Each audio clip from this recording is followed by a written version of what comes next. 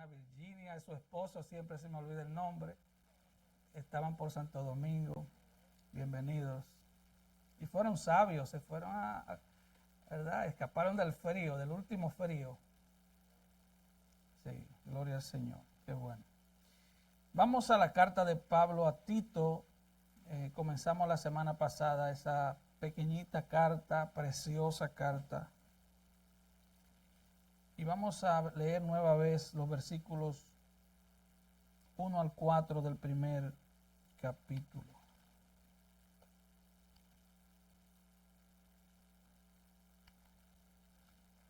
Amén. Y dice así la palabra del Señor. Pablo, siervo de Dios y apóstol de Jesucristo, conforme a la fe de los escogidos de Dios y el conocimiento de la verdad que es según la piedad, en la esperanza de la vida eterna, la cual Dios, que no miente, prometió desde antes del principio de los siglos, y a su debido tiempo manifestó su palabra por medio de la predicación que me fue encomendada por mandato de Dios nuestro Salvador. A Tito, verdadero hijo en la común fe, gracia, misericordia y paz de Dios Padre y del Señor Jesucristo nuestro Salvador. Padre, gracias por tu palabra. Señor, los predicadores son simples pecadores salvos por gracia, pero a duras penas podemos enseñar tu palabra. No tenemos poder para salvarnos ni a nosotros mismos. Solo tú, Señor, puedes hacer eso. Oh, yo te ruego una vez más que seas tú tomando tu palabra predicada y aplicándola a cada corazón. Cada corazón. Toma cada vida en esta mañana y usa tu palabra como tú quieras. Tú eres Dios. Tú eres nuestro Dios. Hazlo, Señor, porque te lo pido en el nombre de Cristo. Amén.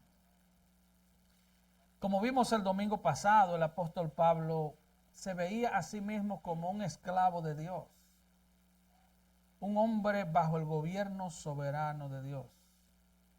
Esa es la forma en que nosotros los cristianos deberíamos vernos. Él no peleaba con eso después de ser derribado camino a Damasco.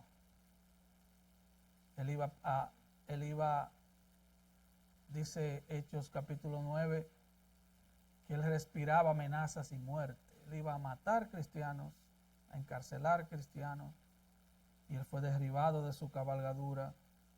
Y a partir de ese momento, su frase fue: ¿qué quiere que hagas, Señor?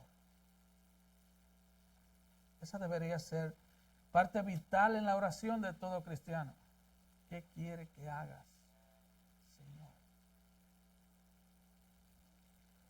La asignación de Pablo estaba asignada. Él era un apóstol de Jesucristo. Ya hablamos de eso la semana pasada. Él era un enviado de Cristo. No hay apóstoles en estos tiempos. Solo los de la Biblia, porque ellos pusieron el fundamento de la iglesia. El fundamento se pone una sola vez. Él sabía que había sido rescatado por Cristo.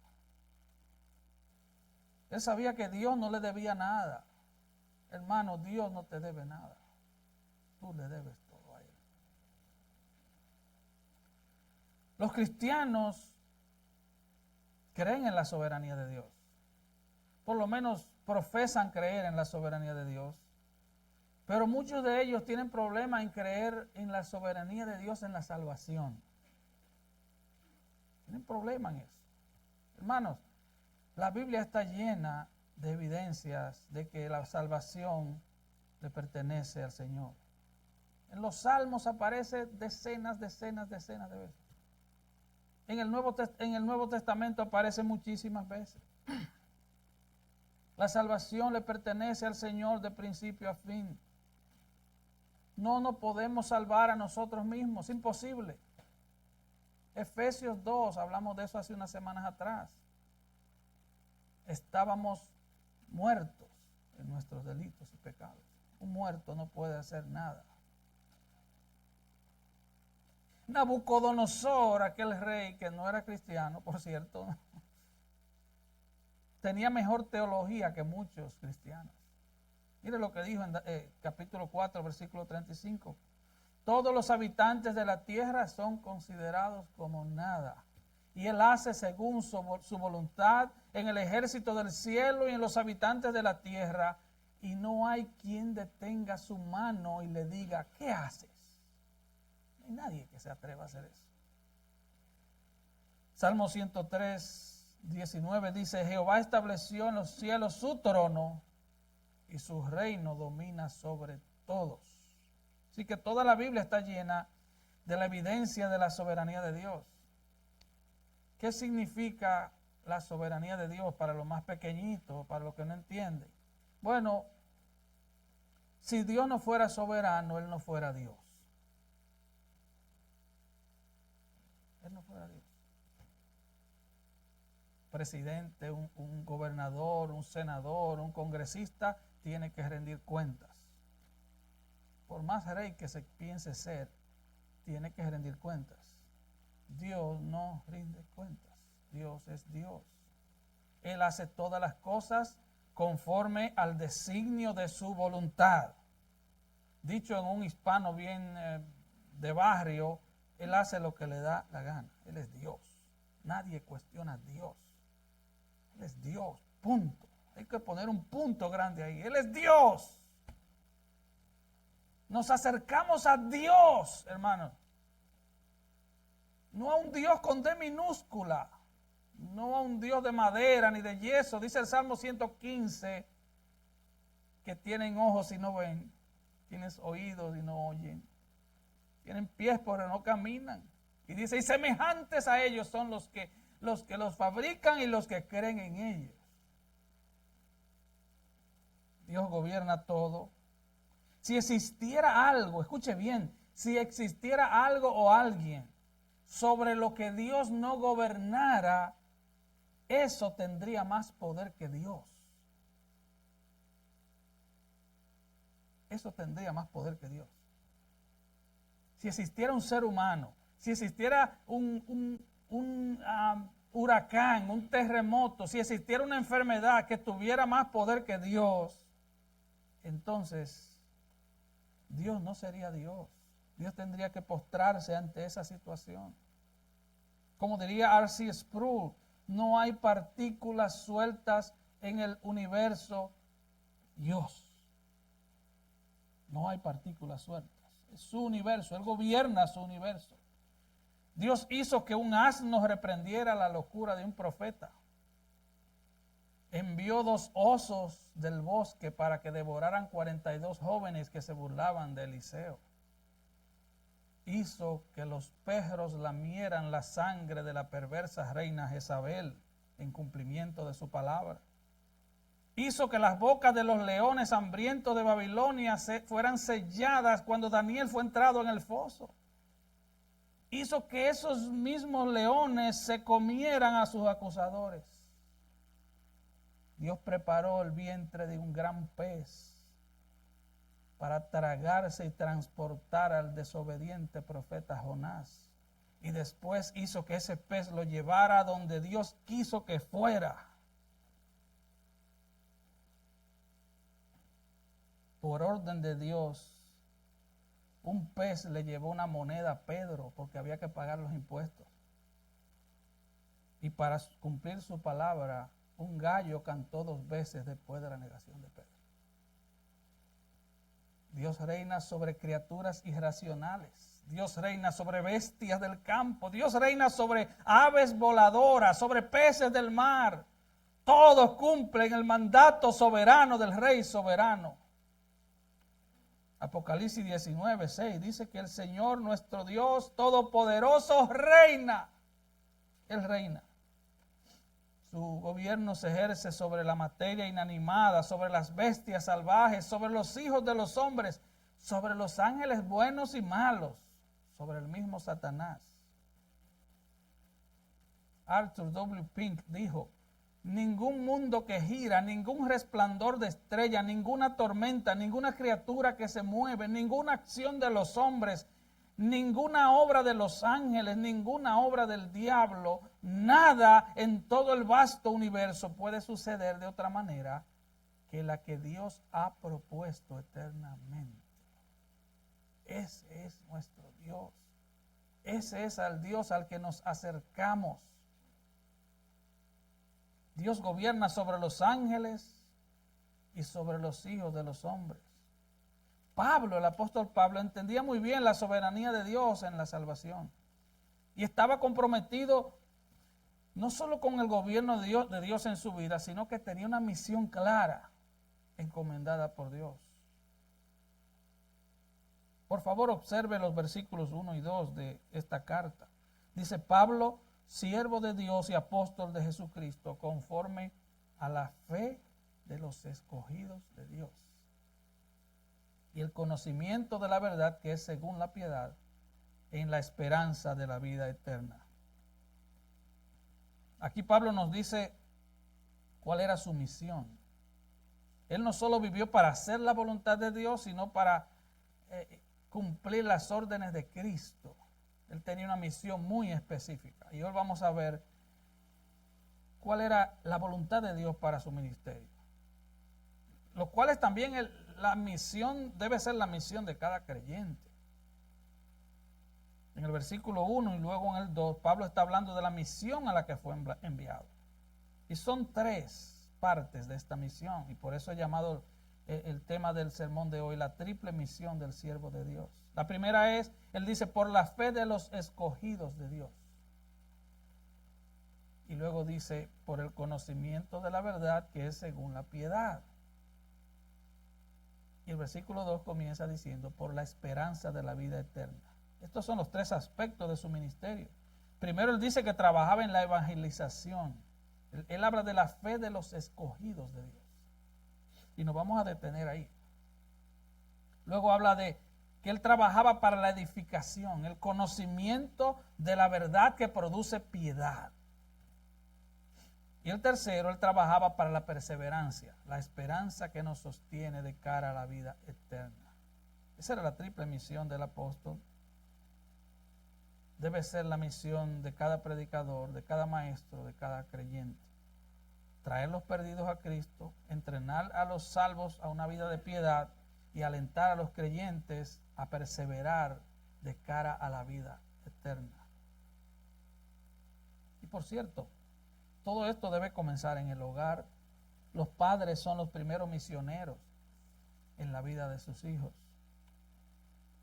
Cuando le advertimos, cuando corregimos a nuestros hijos, debemos hacerles saber que ellos han ofendido a Dios, que su problema es mayor que simplemente desobedecer a los padres.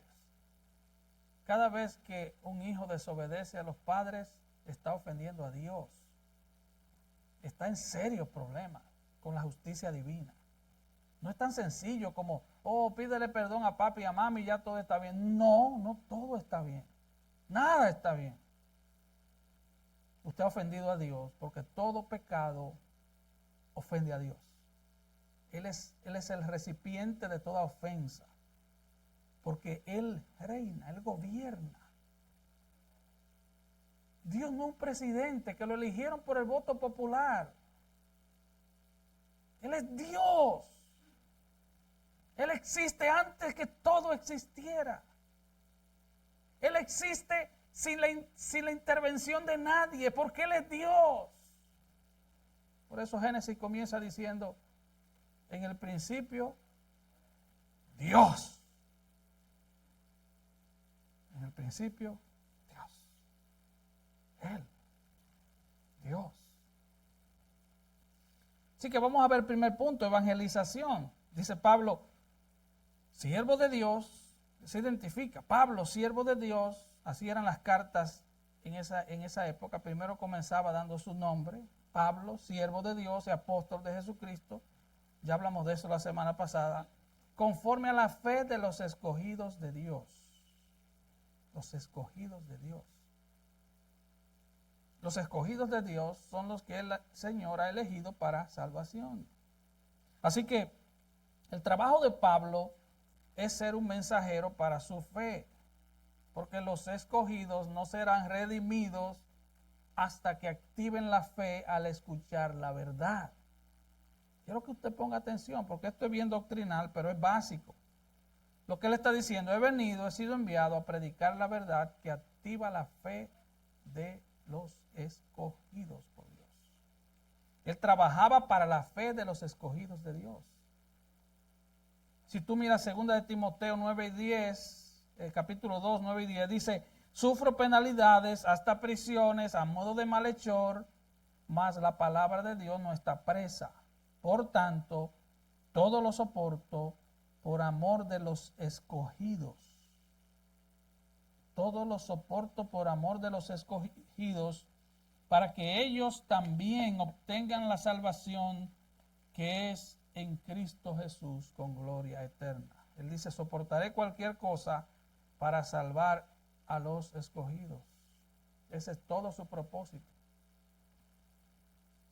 Lo que él está diciendo, daré mi vida con tal de ver gente siendo salva.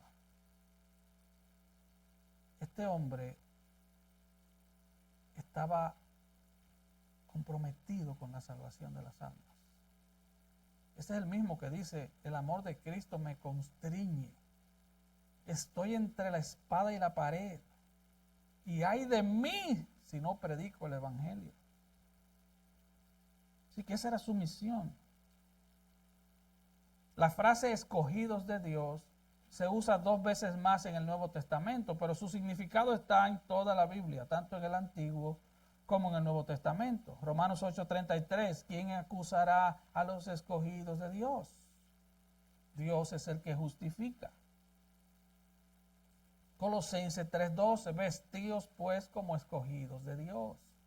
Y ese solo versículo, podríamos durar el resto del día hablando de ese solo versículo.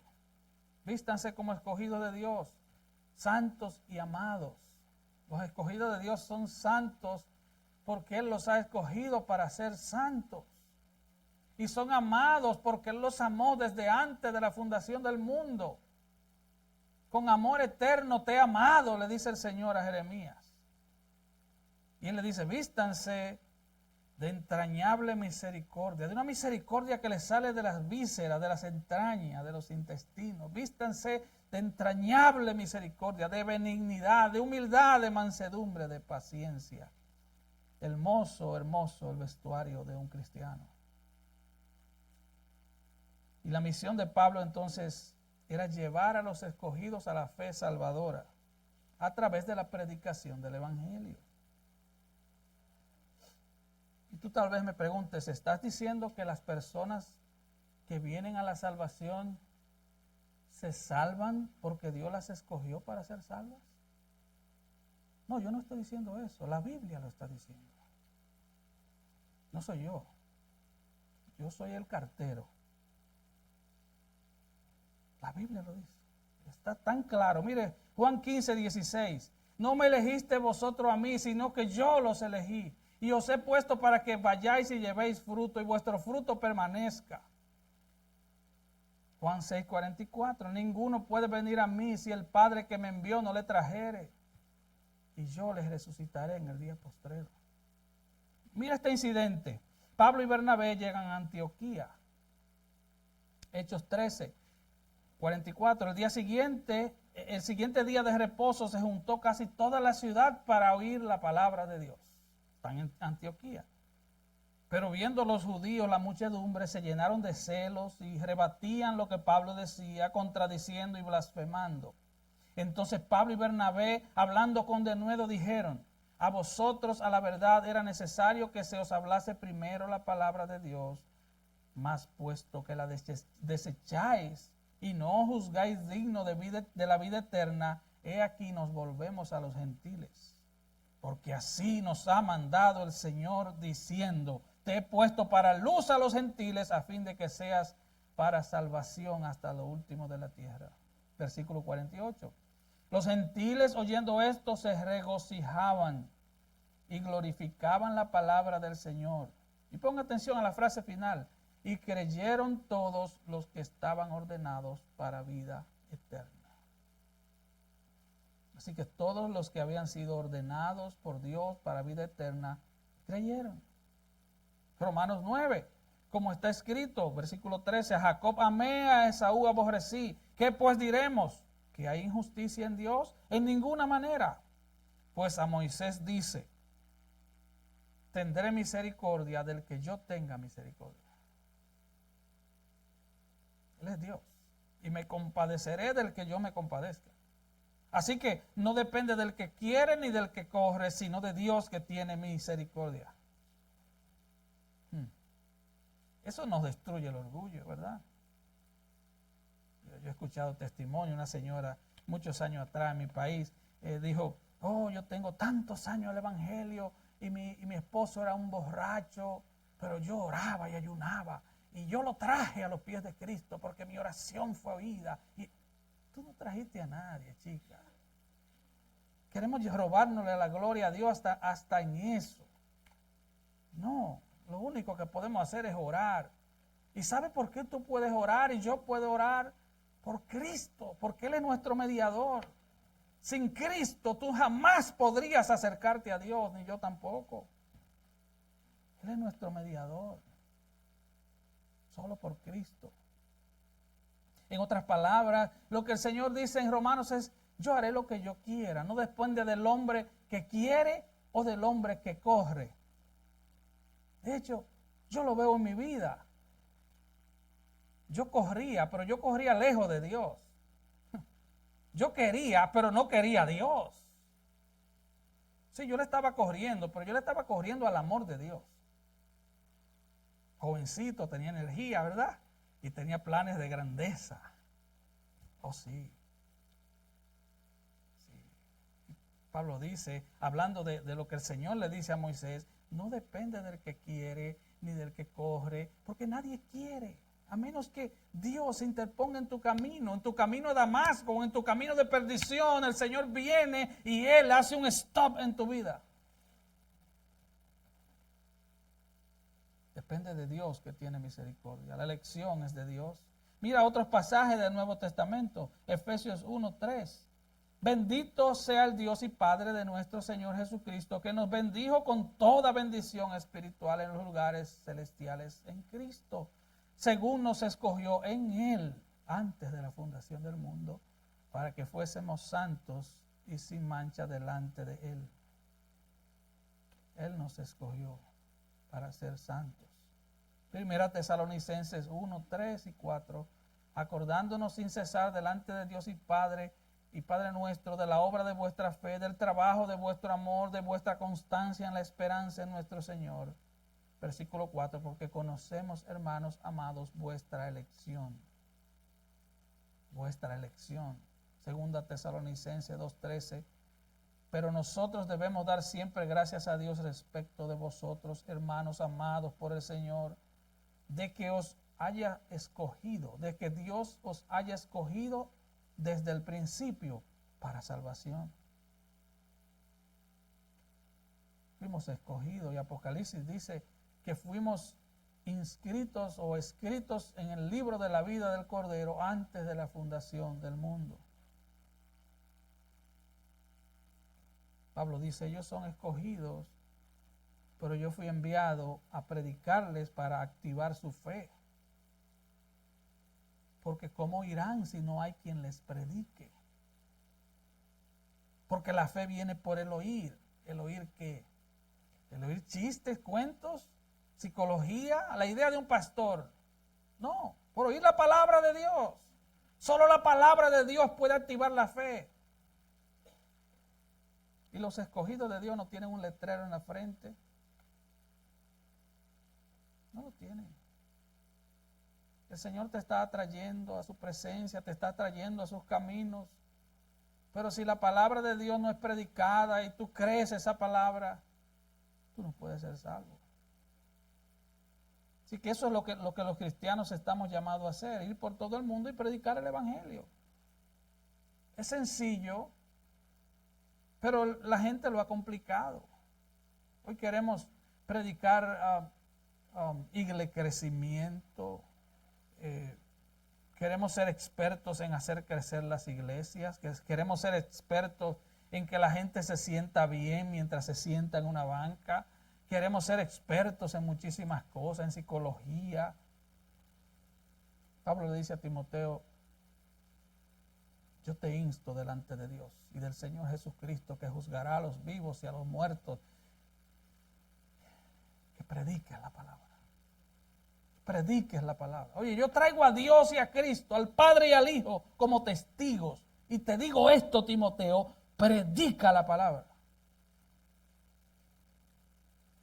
¿Por qué? Porque Dios usará ese medio para llevar la fe, para activar la fe de sus escogidos. No pueden ser salvos sin una fe personal. Los hijos no pueden creer por los padres, ni los padres por los hijos. Efesios 2, 8, 9, porque por gracia sois salvos. Eres salvo por gracia. ¿Qué dice luego? Por medio de la fe. ¿Y qué dice después? Y esto, o sea, la fe, es un don de Dios. Es un regalo de Dios. O sea que la fe también es un regalo de Dios. Y Pablo dice: conozco mi misión. Mi misión es darle a los escogidos la oportunidad de escuchar el evangelio.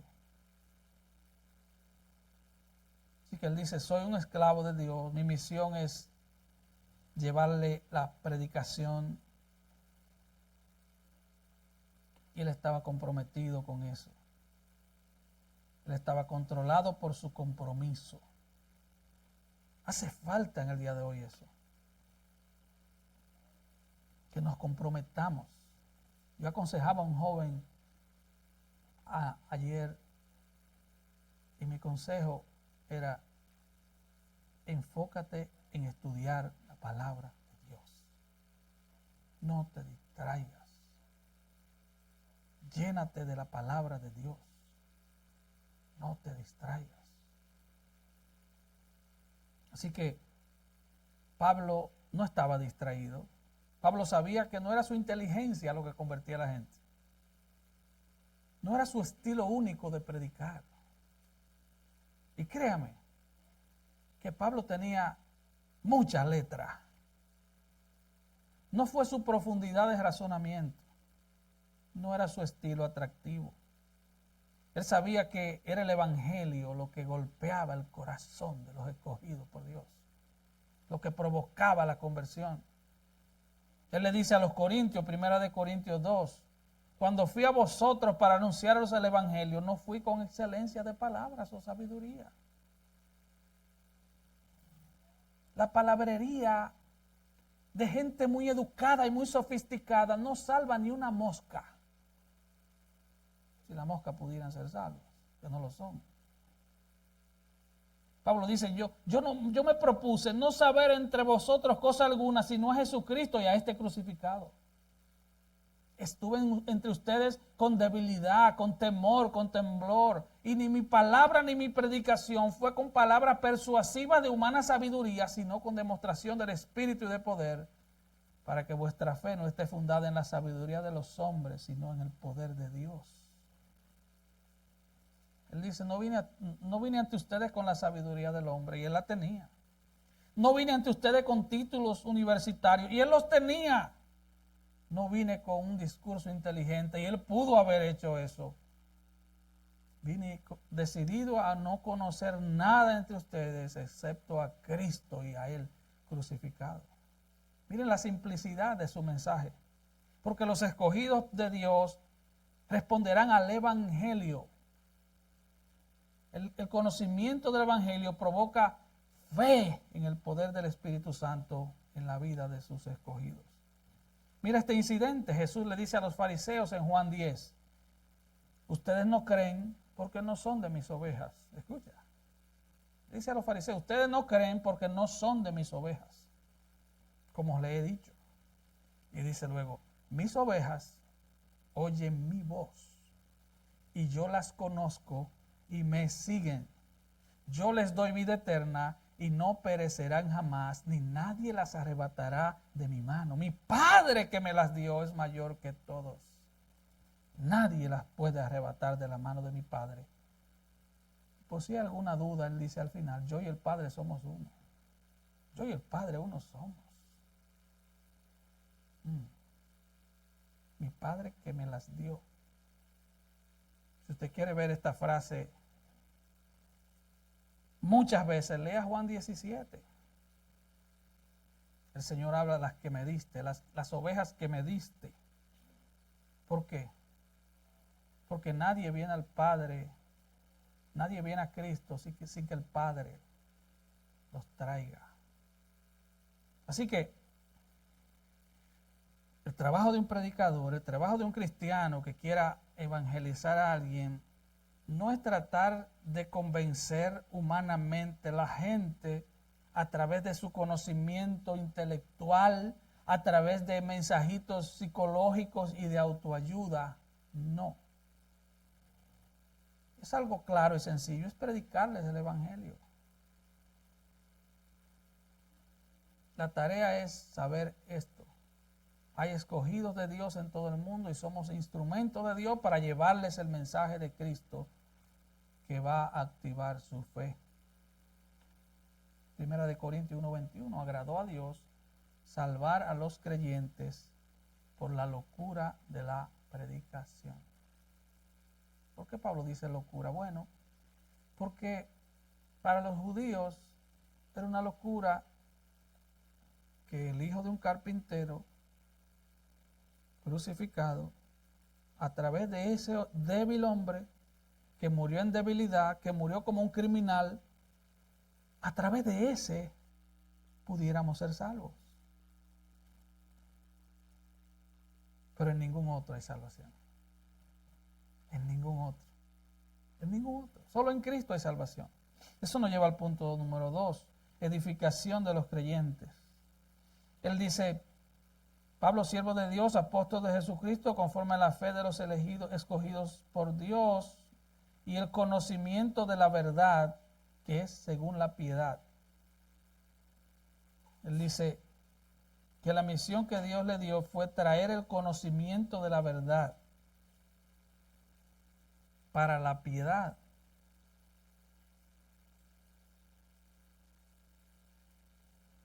Primera de Timoteo 2:4 dice, Pablo dice que Dios quiere que todos los hombres sean salvos y vengan al conocimiento de la verdad.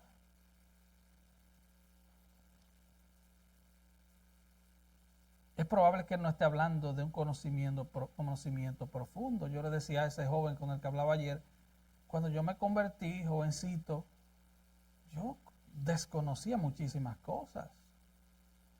Uno no viene al evangelio sabiendo. Uno lo único que sabe es que hay un gran Salvador que lo ha salvado. Es lo único que uno sabe.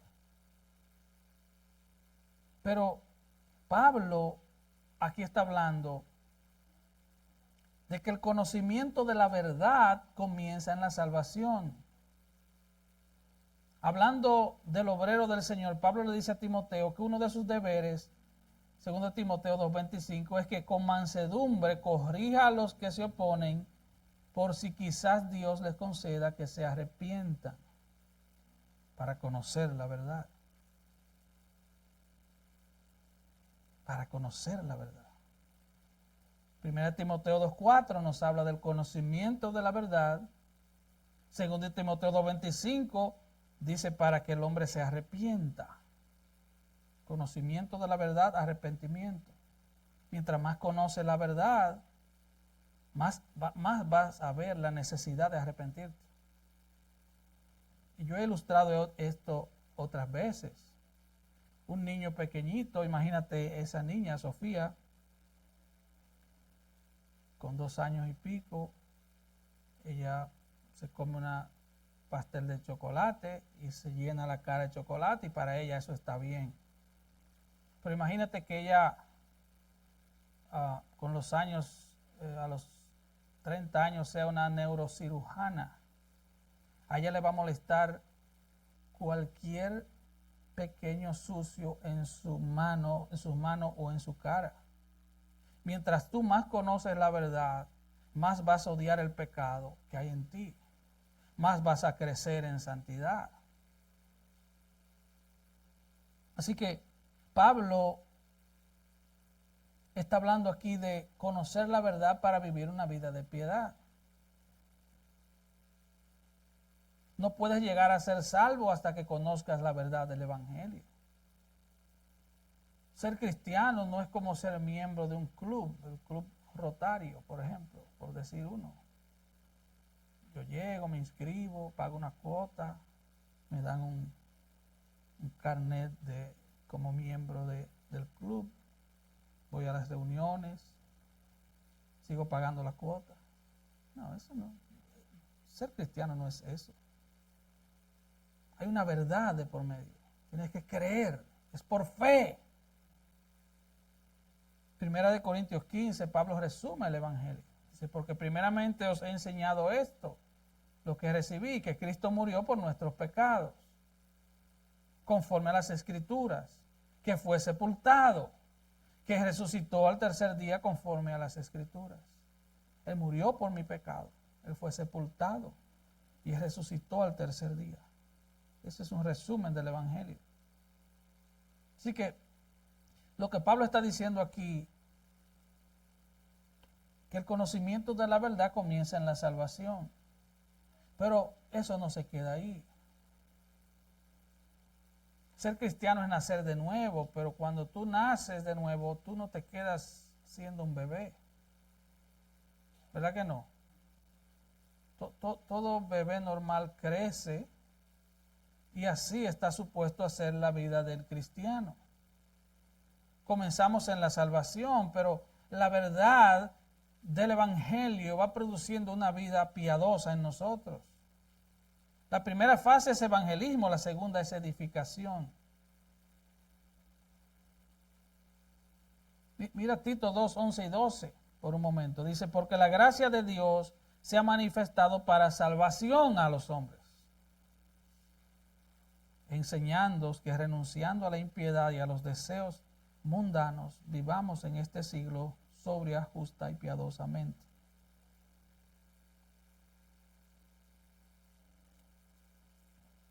Así que lo primero es el evangelismo, lo segundo es la edificación. La primera tarea está relacionada con la justificación. Dios nos declara justo cuando creemos. La segunda se refiere a santificación, es llevar la verdad.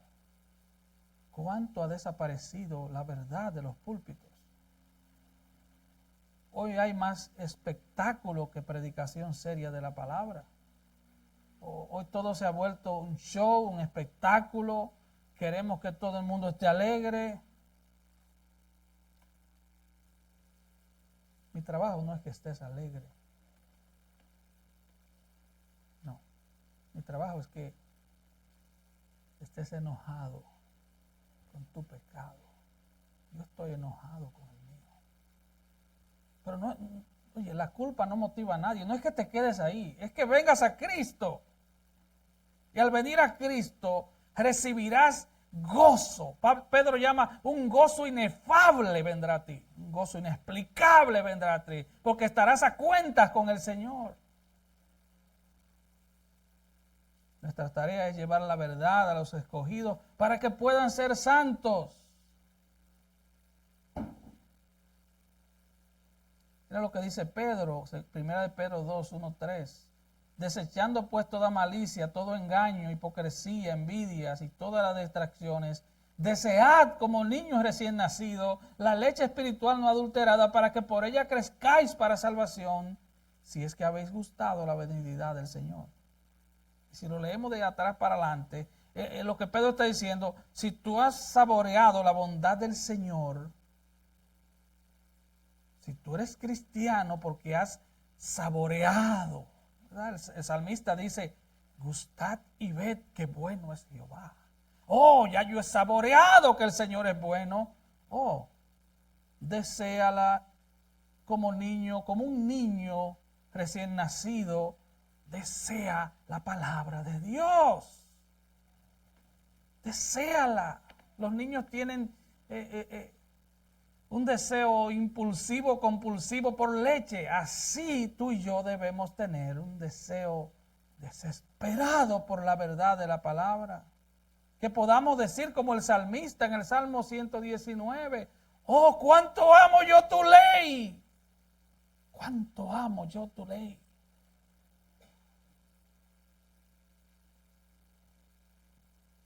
Mira cómo Pablo nos habla de la labor del ministerio en la iglesia. Efesios 4, 11 al 16. Dice, y él mismo constituyó a unos apóstoles, a otros profetas, a otros evangelistas y a otros pastores y maestros. En el original es pastores maestros, es una sola frase. A fin de perfeccionar a los santos para la obra del ministerio. Versículo 14, para que ya no seamos niños fluctuantes. Versículo 15, sino que siguiendo la verdad en amor, crezcamos en todo en aquel que es la cabeza, o sea, Cristo. No podemos separar la salvación de la santidad. Eso es contrario a la Biblia. Por eso cuando Pablo le escribe a Tito acerca de los falsos maestros, es lo que le está enseñando. Oye, la falsa enseñanza produce vida desordenada. La verdad produce piedad. La mentira produce vida desordenada. La verdad de la palabra produce vida santa en aquellos que han creído la verdad. Fuimos escogidos para ser santos. Fuimos escogidos para ser una novia con vestiduras blancas. Para eso fuimos escogidos. Así que no podemos separar salvación de santidad. Porque la evidencia de que somos escogidos se muestra en la salvación, pero la evidencia de la salvación se muestra en una vida santa, separada del pecado. Es verdad, vamos a pecar desgraciadamente. Vamos a pecar en el camino, vamos a fallar. Y una y otra vez tendremos que volver a Cristo y volver en arrepentimiento. Vamos a fallar. Eso es seguro. Es una desgracia, pero es seguro. No debería ser así, pero todavía hay un remanente de pecado en nosotros. Así que la fe salvadora se manifiesta visiblemente en una conducta santa, piadosa. Pablo incluso instruyó a Timoteo sobre esto. 1 Timoteo 6, si alguno enseña otra cosa y no se conforma a las sanas palabras de nuestro Señor Jesucristo y a la doctrina que es según la piedad, está envanecido, nada sabe, delira acerca de cuestiones y contiendas de palabras, de las cuales nacen envidias, pleitos, blasfemias, malas sospechas, disputas necias de hombres corruptos de entendimiento y privados de la verdad, que toman la piedad como fuente de ganancia. Apártate de los tales. 1 Tesalonicenses 4:7, pues no nos ha llamado Dios a inmundicia, sino a santificación. La salvación, dicha en palabras sencillas, es un escape de la impiedad, es un escape del gobierno del pecado. Escapamos del pecado porque sabemos las consecuencias terribles del pecado. Los cristianos odiamos lo que Dios odia. Odiamos cuando le fallamos a Él. Porque observamos las miserias de nuestro corazón.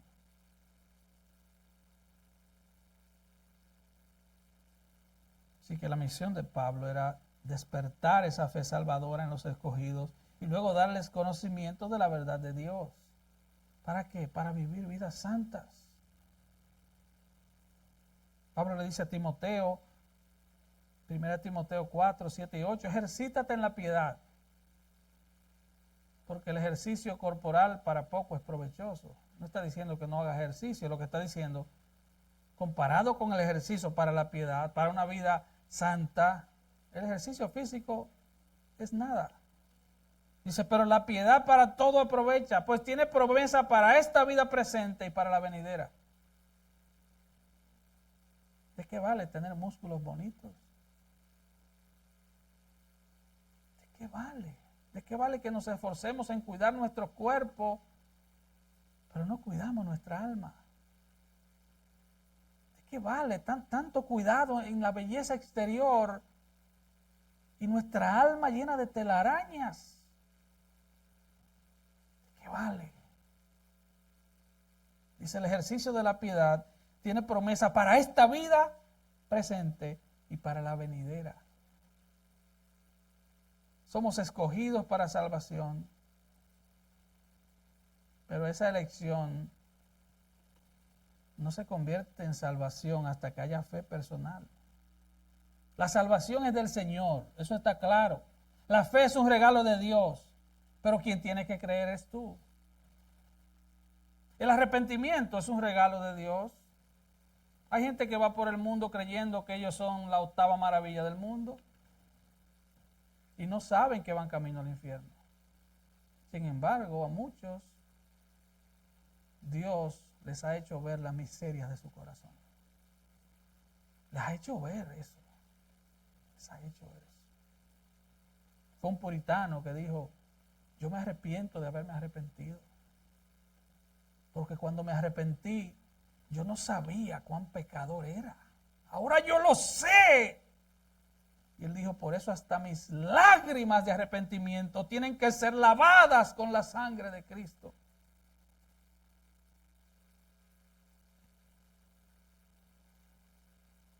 La santificación no se convierte en santificación hasta que haya obediencia personal. Dios nos llama a ser santos. Jóvenes que están aquí, ¿ustedes quieren saber la voluntad de Dios para sus vidas? Les voy a profetizar, como dicen algunos. ¿Quieren escuchar palabra profética? Sé santo. Esa es la palabra profética. ¿Tú quieres saber la voluntad de Dios para tu vida? Todo lo que te distraiga en el camino de la santidad, todo lo que te distraiga en el camino de glorificar a Dios en tu vida, échalo de un lado. Sé santo. Clama a Dios por ayuda, porque por ti solo no vas a poder lograrlo. Ni el mejor de los cristianos puede lograrlo por sí solo. Dios te escogió, si eres cristiano, para que seas santo. Es por eso que Pablo le dice a Timoteo, 1 Timoteo 4:13, 2 Timoteo 4:1 y 2. Predica la palabra, enseña la palabra, exhorta con la palabra, presta atención a la palabra, lee la palabra, explica la palabra, aplica la palabra.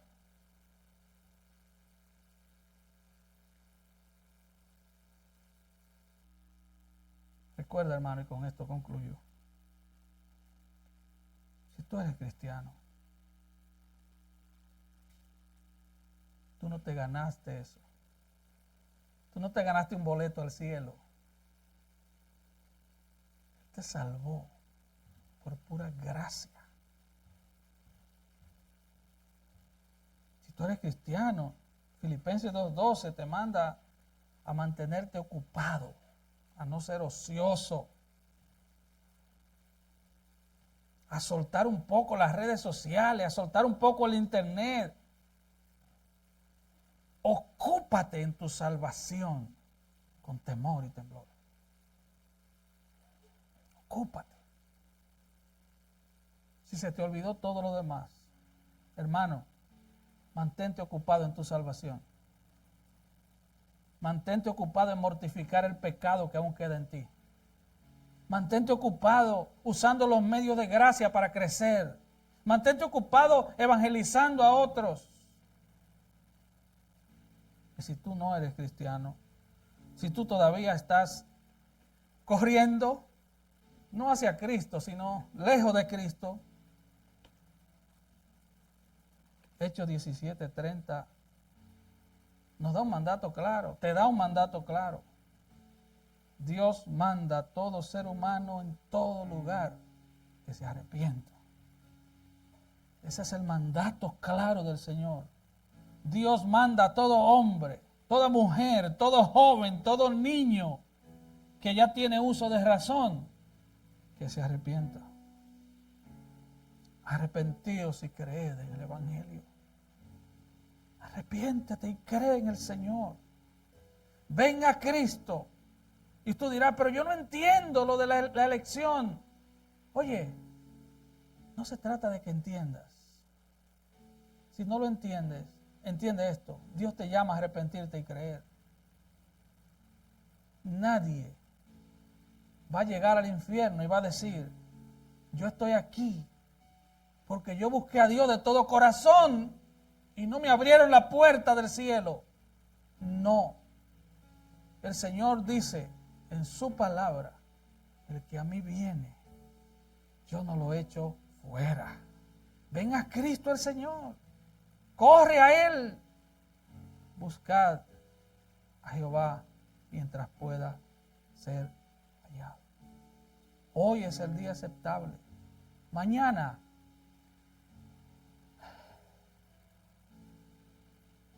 hacemos tantos planes, hermano. Hacemos tantos planes para mañana. Hay gente que ya está planificando su Navidad. ¿Y dónde va a pasar el Día de Acción de Gracias? Yo le aseguro por la palabra que ninguno de nosotros tiene poder para saber qué va a pasar en los siguientes 5 minutos. Y le puse mucho tiempo. En los siguientes 5 minutos. Ven a Cristo hoy. No te estoy llamando al altar, te estoy llamando a Cristo.